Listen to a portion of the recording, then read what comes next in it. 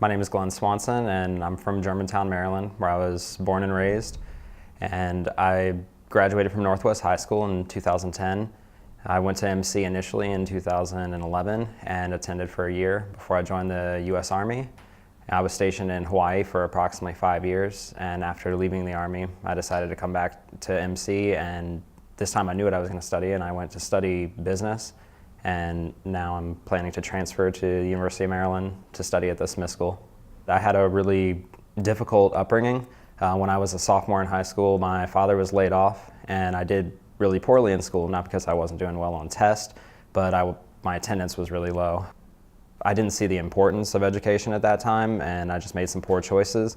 I decided to come to MC, not because I couldn't get accepted anywhere else, but because I needed that platform to prove myself. Ultimately, MC provided that, but my goal was to join the Army, to follow in the footsteps of my grandfather and my uncle. When things kind of went south in the Army, and I got injured, I decided to come back to MC because I got my second chance there. It was really nice to get a third chance at MC as well, and have somewhere I knew I could go back to, somewhere I trusted, and a school that I'd really appreciated, already done good things for me. I've never come across a time when a professor or anyone else has held me back from anything. They kind of gave me free rein to be myself, to do what I wanted to do, and they helped me like further what strengths I already had, but also helped me to develop new strengths in the process. I'd have one class that's totally different from anything else I was planning to study, but then that class I'd be like, oh man, I really like that, let me go study that, and then I change my major. And then I'd take another class and I'm like, let me change my major again. I realized that it wasn't the class or like specific subject matter that I was gravitating towards, it was the professors that were teaching me, and then I'm like, maybe I want to be a teacher because I'm seeing how they're doing it. And I think that's kind of just really been my MC experience in a nutshell. I've been very lucky to have a combination of MC helped me for the Army, then the Army helped me come back and use what I had learned there to help me continue at MC. And I feel like what MC has done for me in conjunction with what the Army did for me is a good skill set to take to the next level.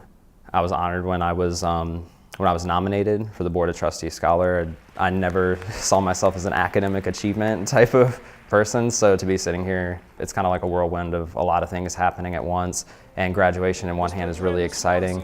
At the same time, I'm nervous to move on to the next level.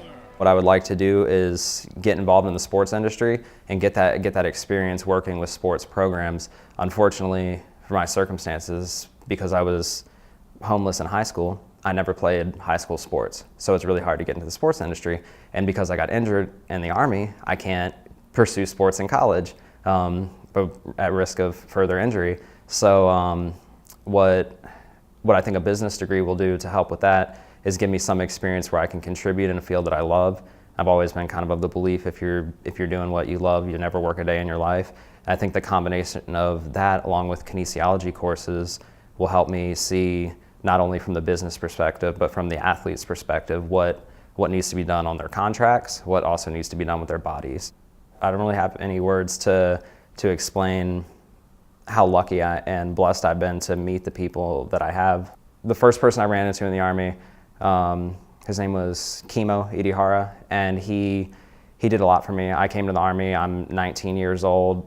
I mean, any 19-year-old has a little bit of an attitude to him, and he kind of took me under his wing and showed me the ropes and just showed me what I needed to do to be successful there, and I have a lot to thank for him. Also, Mark Sawyer, who was an attorney. I worked in criminal law in the military, and he gave me a lot more responsibility and put some trust in me to do things that maybe he wasn't asking of others, and I really appreciate that. I had another boss in the Army, Elton Johnson. He was Major Johnson, and he always had my back. I went through a number of obstacles while I was in the service, and he just always had my back, and I can't thank him enough, and I appreciate that, because without those guys, I would have never been able to get to where I am now. And also Sergeant Brian Brown. If it wasn't for him, I would have never became a sergeant. He's the one that kind of put his neck out there to stand up for me and say, hey, like, Glen's an awesome soldier, go take care of him. And Zach Leonard, I view more as a brother. He was just that person that I could go to, and anytime I was having an issue, and he would always just be like, hey, just calm down, look at it from this perspective. I would have never been able to come back to MC without them, so that's why I feel like it's kind of important to speak to how much I want to thank the people that I met in the Army. I would like to thank, there's so many faculty, but the first person that comes to mind would be Professor Hannah Weiser. Just being able to have her as a mentor to stand up for me and go out of her way to just help me further my career aspirations. I really appreciate everything she's done. Also, the department chair of math, Ben Nicholson, Professor Knudsen, who was my calculus professor. I was terrified of taking math classes. I avoided them until until I had to take them. But then I actually really enjoyed calculus once I got there, and I think it's because of how much effort and love he put into the students. And Glen Swanson, that's my father. I'd like to thank him because he's gone through a lot of hard times, and we've kind of gone through those hard times together. And for him to never be overbearing or anything like that, and just be like, hey, you just be yourself and everything. I just really want to thank him for that and for doing what he could despite not really having the means. My girlfriend, Victoria, who I had a terrible accident, and she's stood by my side and everything through a number of challenges.